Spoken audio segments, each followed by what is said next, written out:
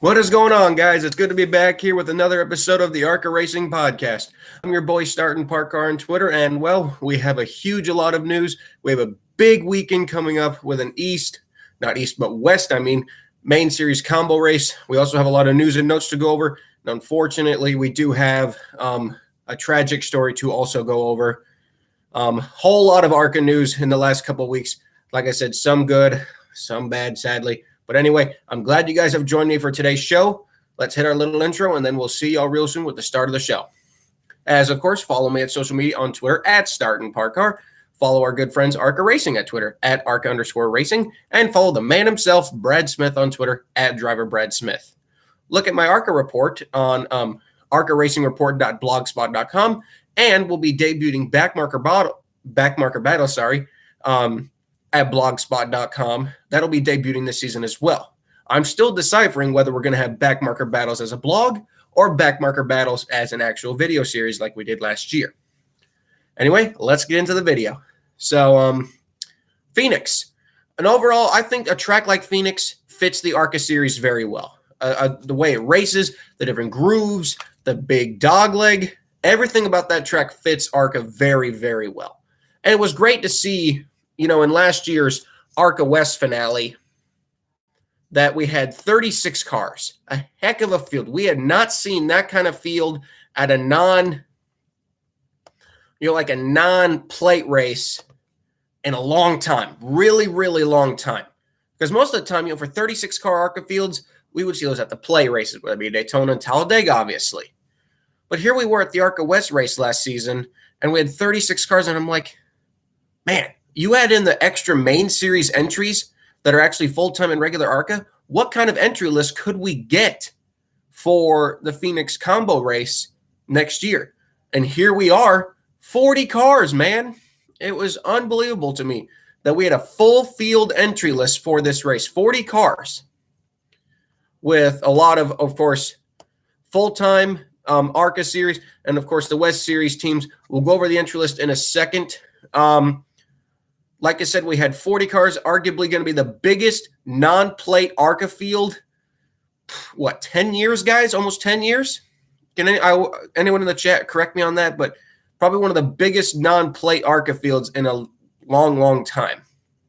Now, this will lead into the main topic of ARCA news over in the last couple of days. Will we actually have that 40th entrant? As many of you guys have seen, with multiple pictures, multiple news sites reporting it. Unfortunately, Steven Stotts, the driver of the number 17 David Gitlin Racing hauler, tragically passed away in the pictures don't do it justice. Just cannot imagine a horrible, horrible crash on the highway. And I think it's just safe to say all of our thoughts and prayers, anyone who watches this video, anyone who, follows me on social media, all of our prayers are going out to the Stotts family. I cannot imagine losing a family member like that. And the pictures, man, it's just the tractor was destroyed. The hauler was a complete loss.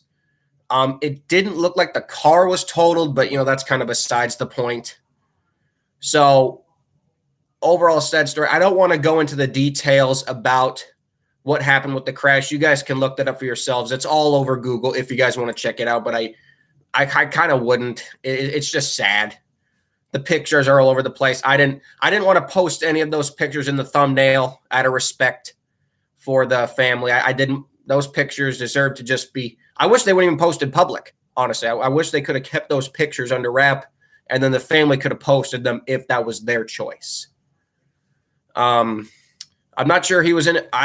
I don't know how old he was. I think they said he was in his 50s, which is just obviously still too young. The terms of the crash, like I said, are public, but I'm not going to go over them. But actually what we did see, an update, Jackson Stotts, I believe, who was this, I think he's a son of him, is actually on the ARCA Racing group on Facebook and provided updates. Now, I'm not going to read all of them because, again, out of respect for him, but the one that I did want to read that will give a sign and to everyone is that this was posted just 7 hours ago, and it was that at this time, Taylor and David are in contact with each other about attending Phoenix. Now, what does that mean? There are not many Ford ARCA teams in the series. There really isn't. Now, what could this mean? Obviously, Taylor, they want to race. They got the sponsorship. They had sponsorship on the car. You want to present the sponsor.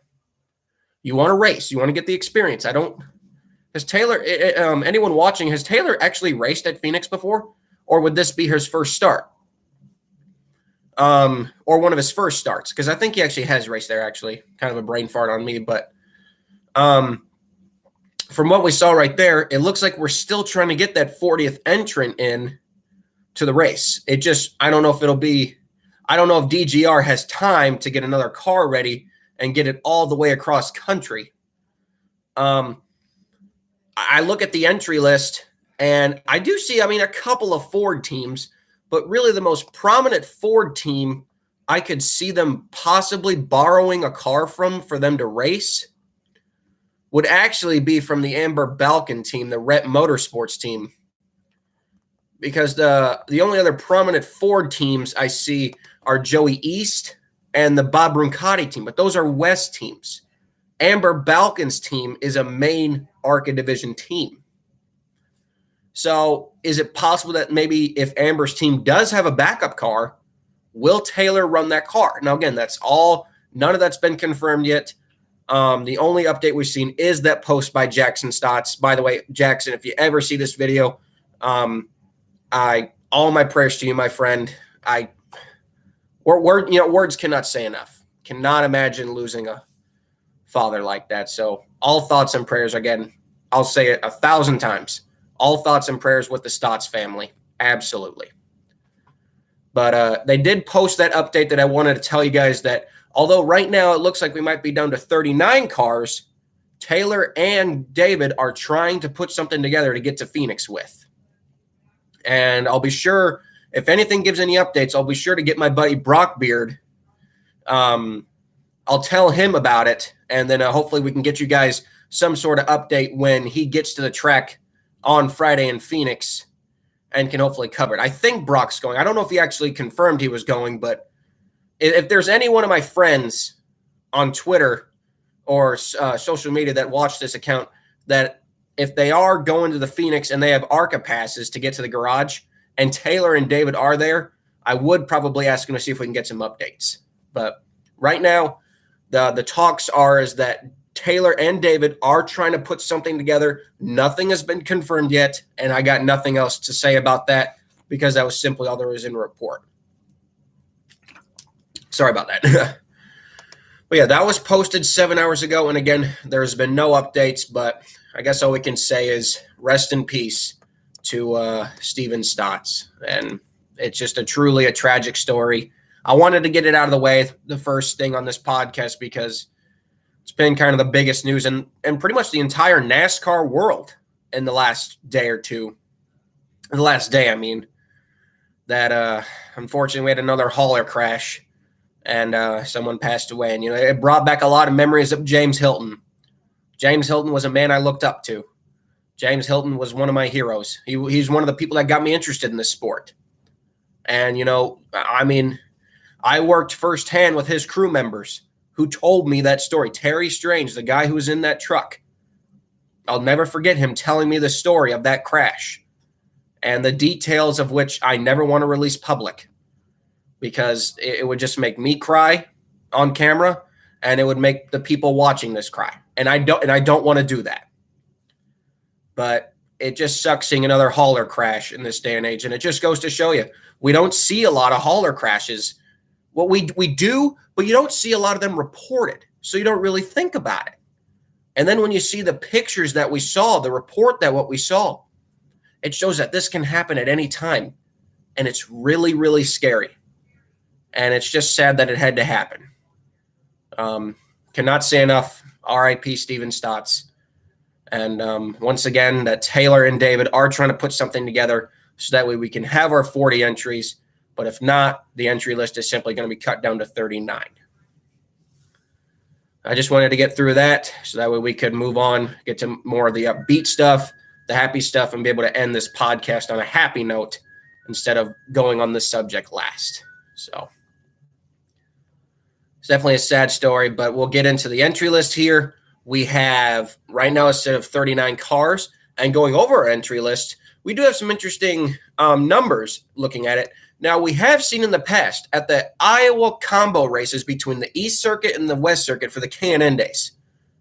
For the fans that do remember, we actually would have some teams who would run different numbers for that race because we would have teams who would run the same number in both divisions. Like, for instance, the Rev Racing team, I remember this back in like early 2010s, they had the number rights to the 6. So when they would go to Iowa, the Bob Roncati team would be forced to run the number 66. And it's kind of interesting that we do see that this weekend. For instance, actually involving Bob Roncati and Rev Racing. Bob Roncati's team, the Sunrace team, do get credit for the number 6 for this race, while Raja Caruth will actually run the number 61. Now, personally, Raja actually posted the number 61 to his Twitter. I think it looks cool. I actually wish Raja would run 61 the whole year. He actually ran the number 66 last fall. And while I like the big number 6, 61 cool, and the 61 number is just a cool looking number in general, and it's got a cool looking font.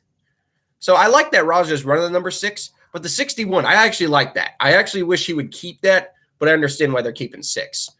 Don't see any really other instances of this. But yeah, we got 4 entries from the Andy Hillenberg team that include Tim Monroe in the 01s. I think that would probably be a starting park. Tim's done a lot of starting parks. We have Bryce Hougeberg in the 11. That might be, I don't know if that's Bryce's own car or if he actually is running Andy's car. Zachary Tinkle, who actually was rumored to be running for the Richmond Racing team using Peterson equipment, will actually be running number 10 for Andy Hillenberg. And the number 12 of DL Wilson, who is actually trying to run the whole season. They just haven't been able to put the sponsorship together yet. But DL is actually trying to run the whole year. Some other entries. We do have Sanchez sees in his number 2 as the West Circuit. Obviously didn't have a number 2 car. We still got our Venerini cars. Like I said, Parker chases in the 15. Of course, the part-time car. Jesse Love will have his first race of 2022 in the 20 car. Of course, he won now 2-time, last 2 straight ARCA West champions, despite last year's being a little controversial. We got Sammy Smith. Josh Berry is actually entered in another 17 car. This would be the Steve McGowan team that David Mayhew ran for many, many years. So if you remember the David Mayhew 17 car, that's what this team is. It's just now instead of running an orange car, they run a black car with orange numbers, which actually looks way cooler than an orange car with black numbers. That team last season ran these races with Zane Smith, in case anyone's wondering. But of course, like I said, we got Tony in the 25. Connor Mosak and Brett Holmes Racing will make their first start of 2022. Connor Mosak, of course, running full-time Trans Am, but is also doing around 10 to 12 ARCA races on the side. Brett Holmes Racing not full-time in any circuit once again this season. I am to believe that they are probably going to go full-time truck racing, or if not the entire season in 2023, and probably run just the 2 plate races at the ARCA Series next season. So it looks like this could relatively be Brett Holmes Racing Swang Song ARCA season, that they may not be back next season unless, of course, they have a paid driver. Some other notable entries. We do have both of the Pedroncelli guys. We got Father Paul and son PJ. Expect Paul to be a starting park as usual, probably run a couple of laps, pull in. Got our man Brad Smith there with 39 cars confirmed right now. Again, we're still waiting on the 40th. It's hard to tell. Brad did do a starting park there last season. I'm not sure if he's going to run the whole distance. Honestly, guys, I would not expect him to. If he does, I would actually be a little concerned because we have a lot of rookies out there. And although Phoenix is a big track, going into some of these corners, that groove gets compresses. And I'm just worried that Brad's just going to get piled into from behind or get stuck 3 wide and something's going to happen. So while I don't have any information on that right now, take it with a grain of salt, but I do not expect the 48 car to run the whole race either. Not run like 3 laps, but not do the whole thing. That's what I'm trying to say. We also got some other notable entries. We got Alex Clubb returning in his own 03 car. The car he calls Nightmare. And I'm like, what a name for a chassis. Nightmare. I'm going to go race Nightmare.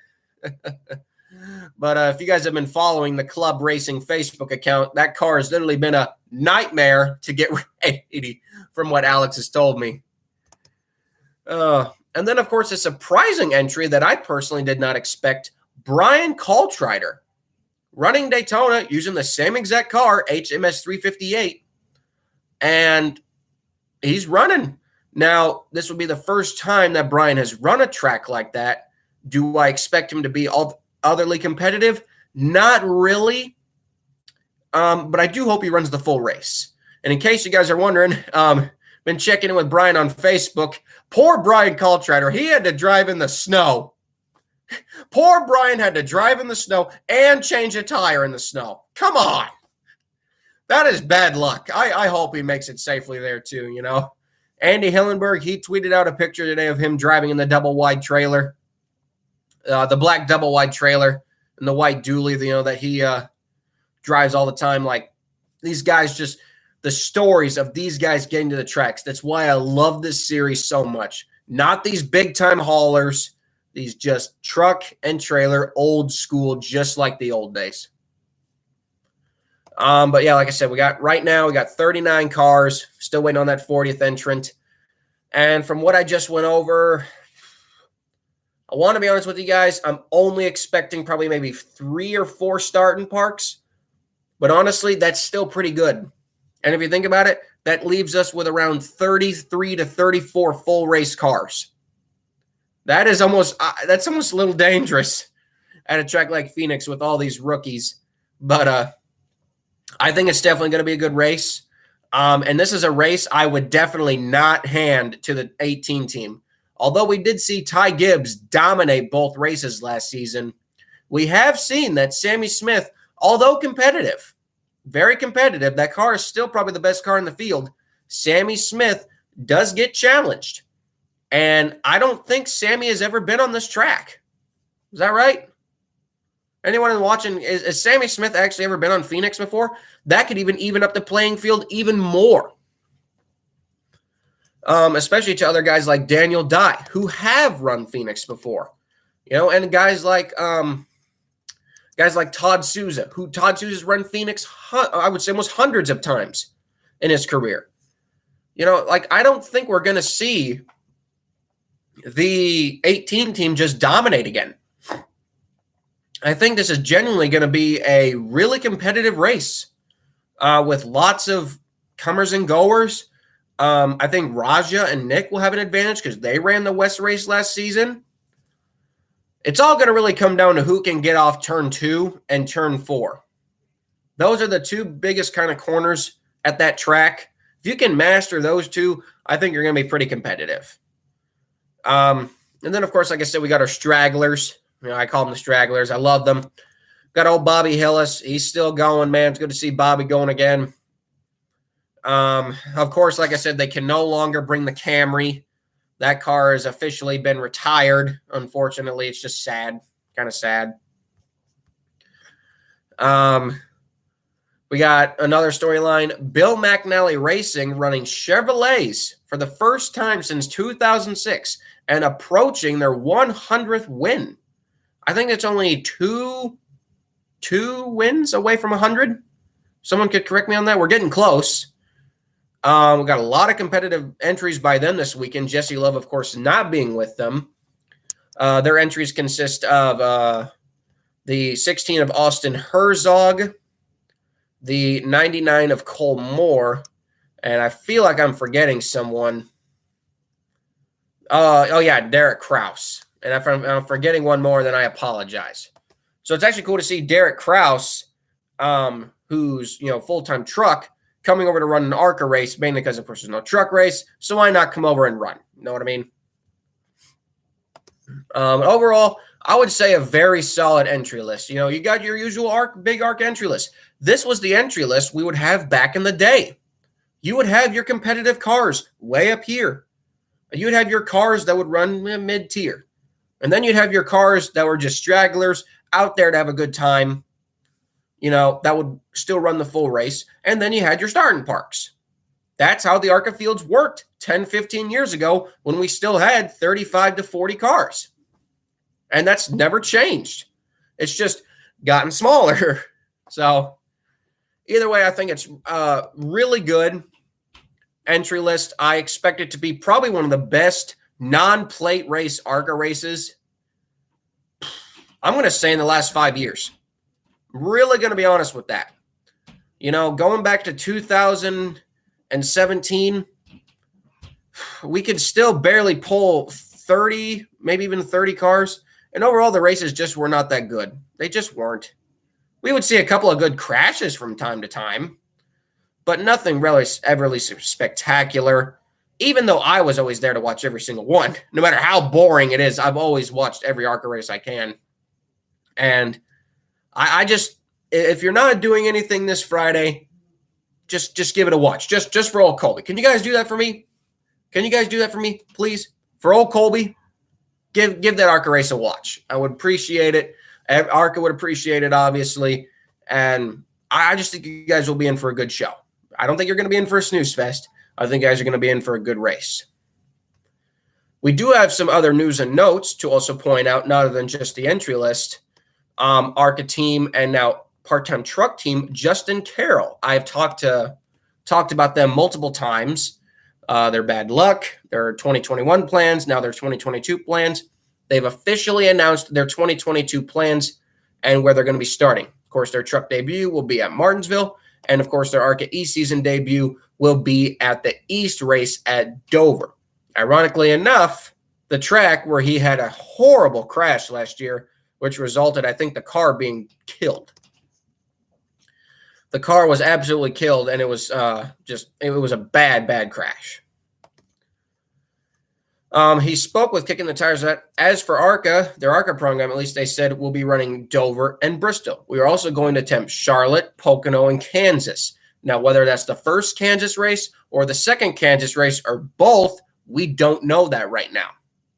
He says he also plans to run late model races on his off weekends, but our main goal is to run more ARCA Menards series and truck series. We just need more sponsorship. That dumb word that always just seems to come up in racing, sponsorship. But I think we can all agree here on the ARCA Racing Podcast, we want Justin to succeed. We want them to find a sponsorship. Marcus Lemonis, if you're out there, man, the $15K sponsorship deal, is that still going on? Anyone wonder that? The Good Sam Camping World sponsorship deal? I wonder if that's still going on. Because if that is, I really hope it is. A guy like Justin Carroll, even though it's only $15,000, that goes so much for a team like them. So Justin Carroll, if you ever watch this video, try hitting up Marcus Lemonis. It wouldn't hurt to ask if that $15,000 sponsorship deal is still there. But yeah, that's the Justin Carroll racing plans. The other plans we have, and I got a little document here, make sure I got everything. We got Bridget Burgess Racing. Well, not Bridget, I know the team, obviously, but the Burgess Racing team will get to 2 cars, which I think is a welcome sight. As you guys did see on Bridget's social media account, that they are running 2 cars.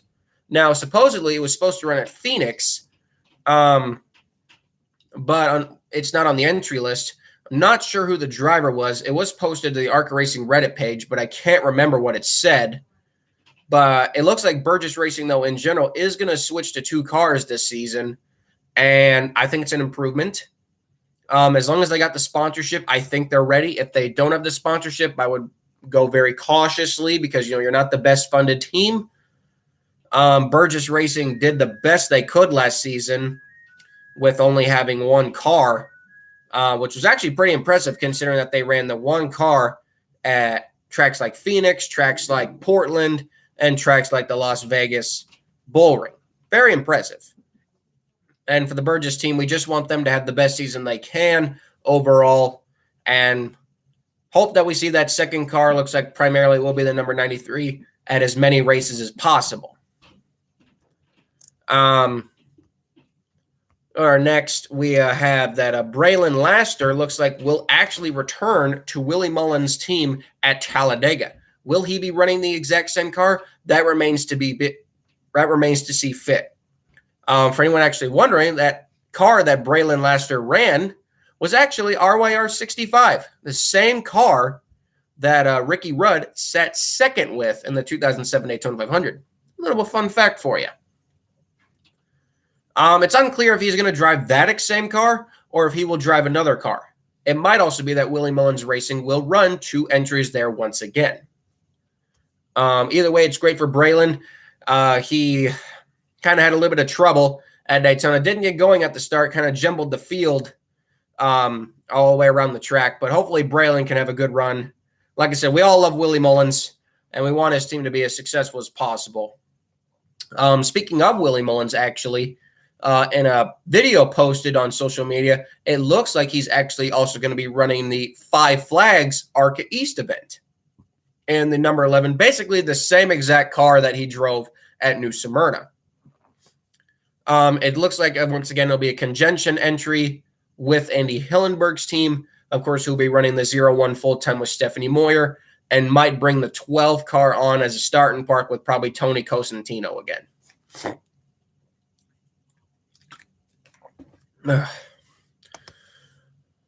We do have some other ARCA East news, which is always good to hear, considering, how I personally, and a lot of people have been very crucial on the ARCA East division, not being able to pull in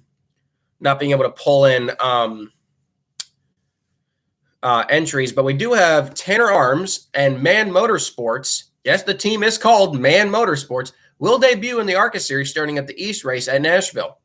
It says that pro modified and super truck driver Tanner Arms will jump into ARCA in about 5 races. He will debut at the ARCA East race at Nashville, and then they will run IRP and 3 other races yet to be determined. The car number will be 95, and they will be running Toyotas. The sponsors and crew chiefs will be announced at a later date. So it's always good to see that new teams are coming into a series that really needs cars. I love the ARCA East division, but if they're what we saw at New Smyrna, I want more cars. And fortunately, we're just not going to be able to get that, or at least for now. But it's good to see Tanner, and I hope they do very well. Like I said, it's always good to see a new team come into the sport. Curious on where they got this equipment from.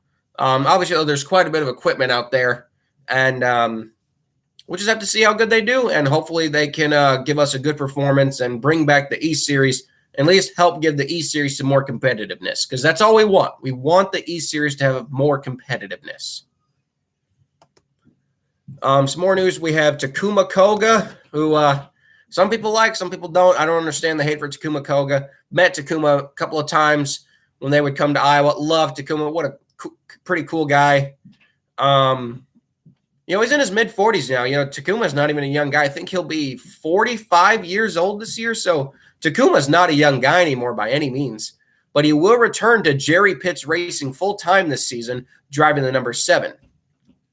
Takuma, I would say, really had a good season last season, despite the bigger fields. He held his own and got quite a few top 10 finishes, and even almost got a top 5 at the Portland race.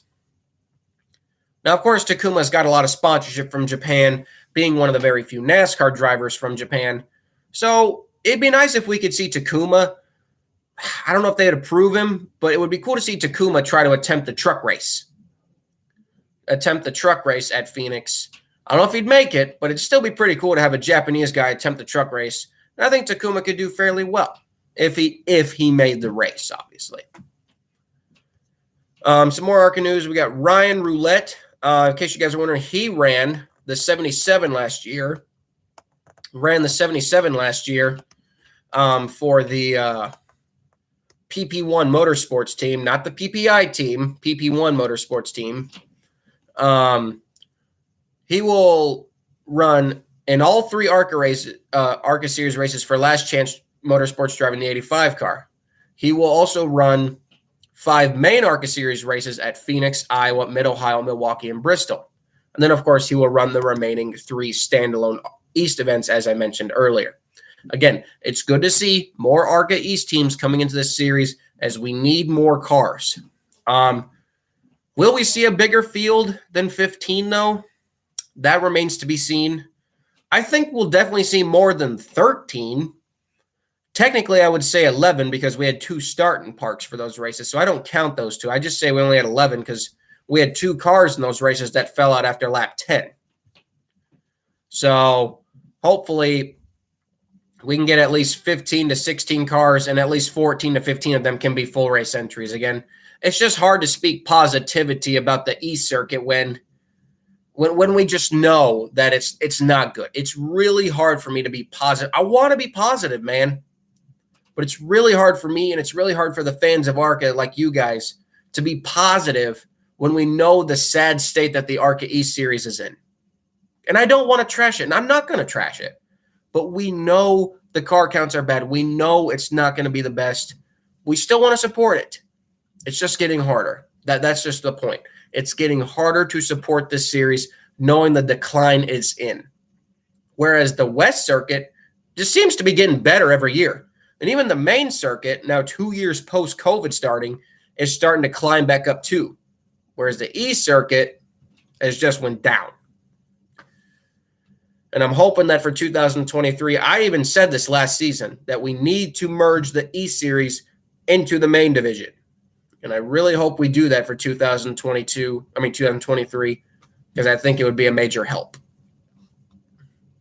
And then, of course, we got a final news story. We got Ashton Higgins, who was supposed to run the ARCA East race at New Smyrna, is apparently planning on bringing his 49 car down to 5 flags instead, impending in case of sponsorship, obviously. They want to run that race, but obviously they need extra sponsorship. He was seen testing the car at a couple of racetracks. The article does not say where Ashton was testing, but I just hope we see this team again. Like I said, I just went over it. The East Series needs more cars. If we could just get more cars, I think the series can be salvaged. But until we see that, we need to merge it. And that's just my honest opinion. But, of course, we're not here to talk about the East Series. That won't be for another couple weeks. We're here to talk about the West Circuit and the main circuit. Now, we've all given our main circuit champions. But remember, this is a combo race where, these West guys, this is their debut race of the season. In the race like this with 39 cars right now, you cannot have a bad race. This is the race where you have to perform good. Because if you don't, it could really hurt your championship opportunities. Because you might not see a big field like this. If you get like a 30-point gap, like let's say you crash out early, that could hurt your entire year.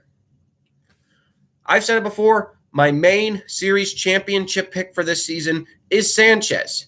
After Daytona, I might change it to Daniel Dye. My West champion prediction for 2022, sorry. Man, it's really hard for me to pick. But I really would have to go with either Joey East, or Joey East, Todd Souza, or Jake Drew would probably be my 3 picks for the ARCA West Championship for this season. I just don't see anyone else being able to beat those cars. My man PJ Pedroncelli, they ran a great last 5 races and almost won that championship. The problem is they're family-owned equipment. These guys got more money. They got more sponsorship. Not to say that PJ doesn't have a chance at winning the championship. I just think now there's too many competitive cars in the West Circuit for PJ to overcome. Will I think he'll be in the top 3 of the championship? Absolutely. Do I see him winning the championship? I just don't. Unless he goes on a tear like he did in the last 5 races last season. If he had done that all season, he would have won the championship probably by about 5 or 6 points. Because that 16 team, Jesse Love, we all know, he got really lucky in that championship last year because that team was not very good in those last couple of races. Other notable entries we have in the field, like I said, we got From other series, we got Josh Berry, like I said, running the 17. We got Derek Kraus running the 19. Of course, we got, like I said, we got Van Alst. He might actually be a competitive driver to win the race. But like I said, I'm also seeing a lot of stragglers. And like I said, about 3 to 4 starting parks. But overall, I think we're still going to have about 35 cars running the whole race. Again, and like I said, any updates, obviously, like I said, follow me on Twitter. Like I said, for all updates on the 17 car, I will post those immediately. Now, if with Jackson Stotts posting that, if he can post any of that, Jackson, I'd appreciate it. I'm not going to post anything, obviously, about what happened. But if we get any updates on if the 17 is actually going to be there with Taylor Gray and David Gilliland, I will try to update you guys, but give the information I'm allowed to give, because I don't want to give out any information I'm not allowed to give. You know, because that's kind of the hard part. You want to give out the information, you guys. I want to share the information. Just unfortunately, you know, there's that information that's for another time, or it has to be kept under the rug. You guys know how it goes. You guys have been through that situation, I'm sure, in your life, where you can tell people stuff, but you can't tell them the whole story. So I'm sure you guys understand from that point. But for many of the people watching, we got 4 people watching, only 1 like. So if you guys are watching, hit the like button. I appreciate that. And send me your picks in the chat below. I'd like to know who you guys think was going to win the race this weekend. I personally, like I said, I don't think it's going to be Sammy Smith. I think Sammy Smith's going to be tough to beat, but I wouldn't give him the win straight away. I think, especially if that 17 can get there, I think Taylor could win, obviously. Would not put it past me to see the Sunrise cars win, and especially Jesse Love. I think Jesse Love is actually my pick. I think Venerini is going to go 2 for 2 this season with wins in the 20 car as well. I think they're going to go 2 for 2. Whereas for the other teams, I think it's just going to have to play second fiddle, because that 20 car is going to be tough to beat. If no one's going to put their dang, I wish. Come on, guys, we're watching. Put your answers in the chat. I want to see who you guys are going to pick. But in case you guys are also wondering, like always, go to the competitor website on arcaracing.com. Just simply go to the arcaracing.com website, scroll to the very bottom, where you guys will see the competitor website under the ARCA area, where you guys can actually look up the entry blank for this race. Now, of course, I'm doing it for you guys, and I got it pulled up right here. So in case you guys are wondering, the winner's purse for this race is actually, it says it's only $10,000, when in reality, if prize money with all the contingency awards is up to $19,125. That is the top amount a team can earn if they win all the contingency awards. Second place would be $8,700, and third place would be $5,400. Last place for this event pays a modest $1,400. Now, again, does that suck? Absolutely. But when you think of late model payouts, again, I spoke to Zachary Tinkle, and he taught me a lot about how late model payouts are even worse. And the gist of it, $1,400, it's not good, but it actually could be a lot worse than people think, honestly. It really could. It really could. Muff in the chat. What's up, Muff? But the payouts are pretty much steady. They go down by about every $100 to $50. The one thing I'm not really a fan of with the payouts, you always ask, well, the higher you finish, the more money you get. Well, with ARCA, that's not really how it works, depending on whether in the top 5. Like, for instance, guys, 25th place pays just $50 more than last. 40th place to 25th place is just a difference of $50. For instance, 10th place pays just $350 more than last. You know, in case you guys are wondering, just $350 more from last place to 10th. In case you guys are really wondering here, 4th place pays $2,500, which is just $1,100 more than last place. So, like I get, the payouts are not the best, but like I said, I went over that with you guys 1,000 times. We get it. The payouts are not the best. We just kind of accept it and we move on, But of course, every ARCA Racing podcast, I'll go over the payouts with you guys. I'll go over awards and crap like that, because I want to tell you guys it, But if you guys also want to check it out, like I said, arcaracing.com, scroll to the bottom under the ARCA page, you can see competitor website and check it out yourself. If they didn't want people checking it out, they wouldn't have put it there. It's that simple. But yeah, guys, I think we're in for a good race this weekend. Any of my friends who watch this podcast or are going to the race, it's going to be a somber mood in that garage area. We all know it. I don't think there's going to be a lot of excitement in the garage area. I think in a lot of ways, nobody's going to want to be there. I'm off in the chat. My day's going fine. How about you? But it's not going to really be a happy garage area. I think we can kind of say that everyone's just kind of want to go there, get the race done, and then just move on. I think we just want to move away from this weekend, which is a shame for me because we have such a big field, but yet it's overshadowed. And obviously, what it was overshadowed by is way more important. What happened yesterday was way more important. It's a shame that something like this had to happen and overshadow a big moment for this series.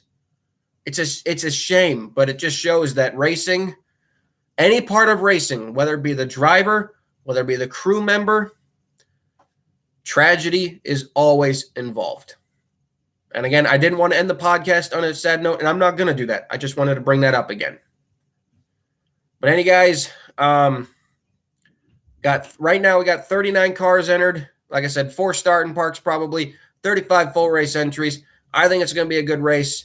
Any guys there going to be there? I mean, I don't know if I have any viewers in Phoenix. I hope I do. That'd be great. I don't know if I have any viewers in Phoenix, but that'd be great. Again, first place, $19,000, not the best. Last place, $1,400. Very modest infield prices. What am I saying? Payouts. God, I'm always jumbling my words. Of course, we got one-day show as usual. The haulers enter at 8 a.m. Garage opens up at 9. Drivers meeting is at noon. Spotter meeting is in Victory Lane. Practice will take place at 2 to 3 p.m. 5:05 is when the drivers report to vehicles. And at 5:30, we go green for the General Tire 150. Supposedly 40 cars, but actually right now for 39. And I can't wait. And I hope you guys are just excited as I am. And I'll be covering it live. I'll be giving you guys live updates, as many as I can. So, of course, like I said, check me out in the Start and Park account there. Like and subscribe to this channel if you guys want to support the ARCA Racing podcast. Got some more content videos coming up for you guys because I've been really busy lately. I've been working on some other hopeful business ventures that might benefit me in the future. So I've been kind of having to put the channel on the side for now as I try to grow as another one of these motorsports YouTubers. It's hard, man. It's hard, because working full time and getting off late, I don't have a lot of time for this, but I still love talking to you guys because you guys are my friends. I don't have a lot of friends. So I got four people watching right now. You guys are my friends. Love you guys. But anyway, thanks again, guys, for tuning in. Strongly suggest you guys watch this weekend's race. I'm so excited for it, despite the sad news that has come along with it. Like I said, any updates we get on Taylor Gray and David Gillen's situation for Phoenix, check all over arcaracing.com. Check all over ARCA Racing pages, my page. We'll give you guys as many updates as possible. But we cannot guarantee that the 17 is going to be there. The 17W will be there for a different team, but not Taylor Gray's 17. Anyway, guys, thank you guys for watching. Again, we'll have another content video, guys, coming up this week, so watch out for that. Check out all my other videos, Start and Park Seasons, Chassis Story Time. Recently released another one about some chassis that ran at Daytona. Go watch that. Go watch all that crap. Like all that. Subscribe, like I just said. And have yourselves a great night. I hope you guys have a good night, and we'll catch you all real soon with the ARCA Racing podcast review of Phoenix next Wednesday. So long, guys.